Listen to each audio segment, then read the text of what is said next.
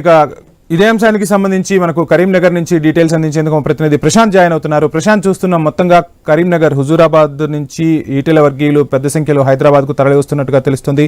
So Srikanth చెప్పినట్టుగా మొత్తంగా ఈరోజు ఒక కీలక పరిణామమే జరగబోతున్న పరిస్థితులు అయితే కనిపిస్తున్నాయి. నిన్న క్షేత్రస్థాయిలో మీటింగ్లు కూడా జరిపారు అన్న టాక్ కూడా వినిపిస్తోంది. సో మొత్తంగా ఏం చేయబోతున్నారు? శ్రేణులు మొత్తం కూడా ఈటెలను కార్నర్ చేయబోతున్నట్టుగా తెలుస్తుంది. ఈటెల మీద ఒత్తిడి పెంచే దిశగా కూడా అడుగులు వేయబోతున్నట్టుగా తెలుస్తుంది. ఏం జరగబోతుంది ప్రశాంత్? వంశీ, మీరు చెప్పినట్టుగానే ఈటెల పైన ఒక ఒత్తిడి, అదే విధంగా పార్టీ అధిష్టానం పైన కూడా ప్రధానంగా ఒత్తిడి తెచ్చే విధంగానే కార్యకర్తలు ఈ రోజు ఈటెల నివాసానికి బయలుదేరిన పరిస్థితి కనబడతా ఉంది. దాదాపు 4 రోజుల నుంచి మనం చూస్తా ఉన్నాం పరిణామాలు. ఒకవైపు ఈటెల రాజేందర్ వర్గీయులు పూర్తిగా అంతర్గత చర్చలు, ఆ తర్వాత బండి సంజయ్ సైకిళ్ల పంపిణీ నేపథ్యంలో ఆయన చేసిన హాట్ కామెంట్స్ కి సంబంధించి ప్రధానంగా ఇక ఉప్పు నిప్పులాగా, అంటే దాదాపు ఒక్క తారాస్థాయికి వెళ్ళింది అని చెప్పవచ్చు వీరి యొక్క అసమ్మతి. అంటే వర్గపోరు అనేది ప్రధానంగా పార్టీలో ఈటెల రాజేందర్ జాయిన్ అయినప్పటి నుండి ప్రధానంగా ఈ ఇద్దరు కలిసి ఒకరికి ఒకరు ఖచ్చితంగా పార్టీని ముందుకు తీసుకెళ్తారన్న పార్టీ అధిష్టానం భావించింది. కానీ ఆ విధంగా కాకుండా ఎప్పుడైతే ఎన్నికలు వచ్చాయో ఎన్నికలలో ప్రధానంగా ఉమ్మడి కరీంనగర్ జిల్లా కాబట్టి బండి సంజయ్ కి సంబంధించి హుజురాబాద్ లో ఈటెల వర్గం పూర్తిగా మద్దతు ఇవ్వలేదన్నది కూడా బహిరంగంగానే బండి సంజయ్ పరోక్ష ఆరోపణలు చేశారు.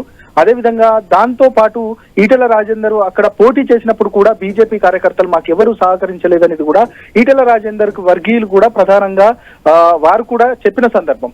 అదేవిధంగా నిన్నటి నుండి సోషల్ మీడియాలో పెద్ద ఎత్తున కొన్ని విమర్శలు చేసుకుంటున్నారు ఈ వర్గం ఆ వర్గం.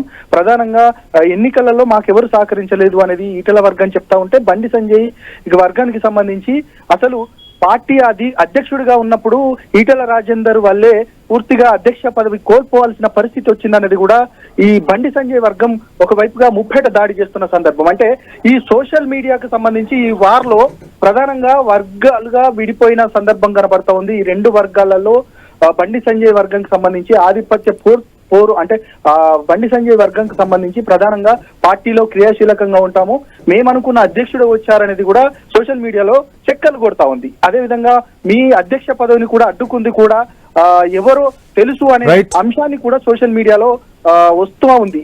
దానికి సంబంధించి ప్రధానంగా కార్యకర్తలలో ఈటెల రాజేందర్ కు సంబంధించిన కార్యకర్తలలో ప్రధానంగా ఒక అలజడి మాత్రం మొదలైంది. ఆ అలజడిని నివృత్తి చేసుకోవడానికి ఈ రోజు ఈటెల నివాసానికి బయలుదేరారు. ఇక మా పరిస్థితి ఏంటి, మా పరిస్థితి భవిష్యత్తు స్థానిక సంస్థల ఎన్నికలు రాబోతున్నాయి, మా పరిస్థితి ఏంటి, ఈ విధంగానే పార్టీలో కొనసాగితే మనగడ ఏ విధంగా ఉంటుంది అనేది కూడా వారు ఆవేదన వ్యక్తం చేస్తా ఉన్నారు. అందులో భాగంగానే ఈ రోజు ఈటెల నివాసానికి వెళ్లి అమీతుమీ తేల్చుకోవడానికి, ఈటెల పైన ఒత్తిడి తీసుకురావడానికి, ఒకవేళ ఈటెల ఎలా స్పందించకపోతే మాత్రం ఈటెల ఇంటి ముందే ధర్నా చేయడానికి ప్రయత్నిస్తా ఉన్నారు. దాంతో పాటు ఈ ఒక ఇండికేషన్ పూర్తిగా అధిష్టానానికి కూడా చెప్పే విధంగా ఆ నిరసన ఉంటుందనేది కూడా కార్యకర్తలు చెప్తా ఉన్నారు.